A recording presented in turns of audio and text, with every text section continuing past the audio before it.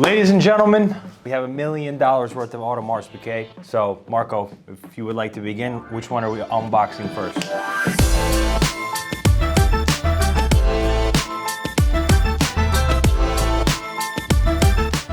Let's start with something for the ladies because, you know, I think this Offshore is actually a really nice piece in terms of getting something very sporty, great summer watch, rose gold with the white. I mean, that white accents is just, it's like just a perfect summer watch for a lady. Yeah, this is a watch that I've probably sold in north of 50 in my day. 𝗵𝗫𝗎𝗿𝗍. Okay, this is the previous generation ladies Offshore 37 millimeters.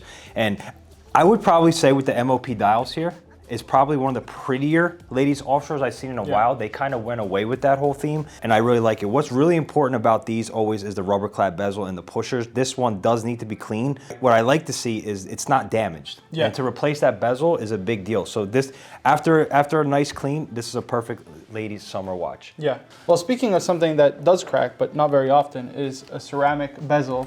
And this is the 26, I want to say 420 SO, something like that. Correct.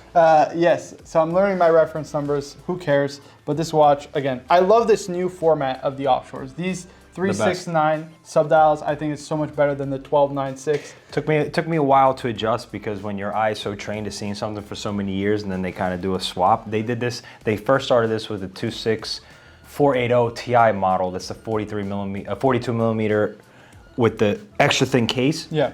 But when they picked it back up for the 43s, they did a great job. Obviously, we've spoke about this in length with the interchangeable clasp, with the 43 millimeter new engineered case. Comfortable Even the watch. new movement is awesome to see. But I will say there's one thing that irks me. You know what it is? 4:30 date window. I hate 4:30 date windows. I just get rid of the date at that point. You know what I'm saying? Nah, I can't do without date. The only watch that belongs without a date is a Daytona. That's fair enough. All right, let's see what we have behind door number 3. We have, okay, so I've said this on record many, many times. We have the 26470 IO, which is titanium ghost. In my opinion, just from an aesthetic standpoint, this is my top 3 42 millimeter Offshore in a long, long time. I would put this right up there with this, the Gulf Tiffany. Yeah, that's a nice one. And I would have to probably say also in the top 3 would be in a 42. I like the newer, like the Beast Offshores that they did. Those newer ones. I don't know if you. I know it's just the gray, the blue dial. I don't love re-editions, so to speak, because they kind of did a re-edition of the Beast. That's never been my thing. I'd rather just go the vintage route. But in the 42, the Ghost, I would say the Gulf and probably. And I'm talking about in stainless steel, not rose gold. Yeah. And the Vampire, which is the black ceramic bezel. Yeah. Vampire is probably my favorite. Actually, probably the Gulf is probably my favorite, but Vampire is really nice. I think this right here is a great look. What's nice about this too is there's so many Offshores that, listen, for lack of a better way of saying it, they look alike, right? They just do. Yeah. This right here, they never made it very like distinct, this. very distinct, and that's what I like about it most. Absolutely. Yeah. What we have in door number 4, I'll let you introduce it because this is a watch that you sold. Yeah. So, guys, this is this is a piece that when the rest of the salespeople come, I want to talk to them in detail about. This is a watch that was actually not supposed to have been sold nor sourced. I had a very good client reach out to me to buy the new hammer dial Royal Oak Turb. Yeah. And he was ready to pay a big premium on the watch. And I told him, I was like, look, man, if you want my advice, don't buy it yet. We don't know where the market's going to go on it. Usually when you have new pieces like that hit the market, they're sky high. We don't know what's going to happen. A. B, I don't know what the hammer dial looks like in person. Yeah. It could be ugly. I mean, it's a lot going on because you got the frosted bezel, you got the hammer dial, plus the tourbillon. Yeah. It's a lot to look at all at once. It's a lot to look at. So he asked my advice, and this is a watch that a buddy of mine had. I'm like, I have something better for you.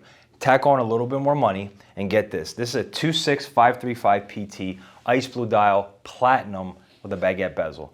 To me, this is like almost as good as it gets for AP, right? Like we saw like those skeleton tourbillons. I mean, look at something like this, right? You get the amazing new kind of style tapestry dial, which I think is absolutely astonishing. In ice blue. They make this in a gray, they make this in a black, but the ice blue is just, it brings so much character. The way it pops also with that baguette bezel, the tourbillon just there, just all that interest of the dial goes right to the turb. I mean, it's just a phenomenal watch. It's crazy. This is a 50th anniversary? This has 50th? This is not. This is an open case back, but it's not an anniversary piece. Okay, this was released in 2021. Anyway, let's top this off with the grand. Yeah, this is the grandest of all complication. We're talking about a split second perpetual calendar minute repeater Audemars Piguet Offshore. Let's take the tape off. I mean, it doesn't get much better than this, in my personal opinion. You literally have, we're talking about, remember we did a video on AP versus Patek versus Vacheron, the overseas, and you said the offshore, the Royal Oak is the greatest blank canvas in the history of watchmaking. I think that's one of the greatest takes I've ever heard about a watch ever, because you see it just in this watch right here. You combining basically a perpetual calendar, a split-second chronograph, and a minute repeater, and the watch just looks absolutely incredible. And not to mention, AP is the king of skeletonized dial. I mean, this is just a flat-out banger. There's no other way to describe it. The level of difficulty it was to obtain this watch. Yeah. There's always, sometimes, you know, you get watches, we get so numb to watches coming in. Yeah. We kind of buy them, we sell them, we trade them. But when you get something like this, it's never an easy feat, right? It's also like the trade volume that we go through, right? You see these offshores, we've seen all of these offshores plenty of times, right? But you see something like this Tourbillon or these watches, you just know they're special. Like you hold them and there's like a gravity to that watch, right? It's that unspoken, what we call in French, 𝗕𝗫𝗄𝗧. It's like that. 𝗕𝗫𝗄𝗧. Yeah, it's the unspoken, this thing that's just there, and it's just amazing. Yeah, nevertheless, so the level of difficulty it is to get these, the level of difficulty is to do your due diligence on it when you get it. Yeah. So there's like a story that goes behind it. So lands in our office, and hopefully very soon it's going to be on the wrist of a very, very important client, because whoever buys this watch is a discernible buyer, knows exactly what he's buying. He's been after this for a while, because the bottom line is, unless you are a super VIP who has spent millions of dollars at AP, you are not getting allocation to this piece. There's just no I've only seen one or two on the market. I remember when they first came out, I tried everything I could in my power to get one, ordered, never. But finally we got one in. So the Grande Complication 𝗵𝗫𝗄𝐶e reference, they also make it in white ceramic. I have yet to see that in person, but on the black ceramic, you cannot go wrong. It's stealth, it's mean, it's just badass. And if you walk in the room with somebody, you'll never walk in the room with somebody else wearing his watch. Impossible. Absolutely will never happen. This is one of, when we say one of very, very few, we mean like very, very, very few. Like there's just maybe a handful made ever. Absolutely. I mean, and these never trade hands. So to get one in, again, it can't be understated just how difficult it is. We have to order more straps for this, because it came with this black strap that's like probably fitted for my ankle. Yeah. Therefore, I would get a blue one, I would get a white one, and see if, even if Oris can make us like a camo one. Yeah. That would be awesome. Now, quick question. In terms of market pricing, we're talking about the Tourbillon and also this one right here. What are we talking about? Yeah, you got over $1 million right there in market pricing. Yeah. Right? Yeah. I saw one of these on the market a few months back at the peak of the market asking $900,000. I think the retail on the watch, which is relatively insignificant, but it's still a marker of some sort, is around 700 grand. Right. Not to mention 700 grand, but what you have to buy, your spend history behind that. So I'd have to say you're going to spend in excess of your dollar cost average on this watch, if you were to get this at AP, is well into over $1 million. Yeah, so, easily. Anyway. Yeah, no doubt. Now, Tourbillon, obviously this was a watch. I will say this. There's one thing, even you mentioned it to me earlier. Tourbillon, Audemars Piguet, Royal Oaks seem to be maybe a little bit softer than your perpetual calendars or some of your other complications. Why do you think that is?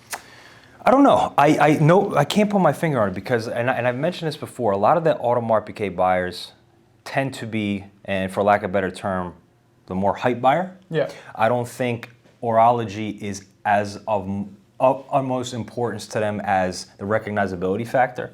And look, let's face it, the Royal Oak perpetual calendar is, in my opinion, one of the most aesthetic looking watches, right? Yeah. The Tourbillon, for some people, they just basically might not like that open window like that. I don't know what the case is. I've had this conversation with people many times, and they'll go for the perpetual calendar for recognizability. But I would always take a Turb. Actually, it depends on the model. I think it's the most visually interesting complication a Tourbillon is, and in a Royal Oak case, I think you just can't go wrong. I mean, this is just an absolutely stunning watch. We've had a few other Tourbillon Royal Oaks, and it's just as good as it gets. Marco, it was a pleasure as always. Let's get back to it. Guys, be sure to like, comment, subscribe. Thank you so much for watching. And of course, let us know down in the comments what you guys want to see from us. As always, thank you so much.